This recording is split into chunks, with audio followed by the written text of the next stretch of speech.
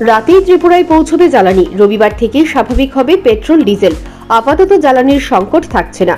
মুখ্যমন্ত্রীর দাবিকে গুরুত্ব দিয়ে রাজ্যের রেলের ওয়াগনের মাধ্যমে তেল প্রেরণ করায় কেন্দ্রীয় রেলমন্ত্রী অশ্বিনী বৈষ্ণবকে কৃতজ্ঞতা ও ধন্যবাদ জানিয়েছেন রাজ্যের মুখ্যমন্ত্রী ডক্টর মানিক সাহা। তিনি বলেন, এই সমস্যাটি দ্রুত নিরসনের উদ্যোগ গ্রহণ করার জন্য রেল মন্ত্রীর কৃতিত্বকে তিনি ধন্যবাদ জানান।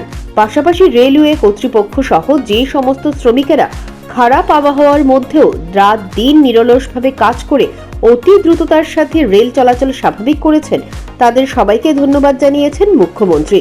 সর্বোপরি তিনি ত্রিপুরার আপামর জনগণদের ধন্যবাদ জানিয়েছেন এই অস্বাভাবিক পরিস্থিতিতে সহযোগিতার হাত বাড়িয়ে দেওয়ার জন্য।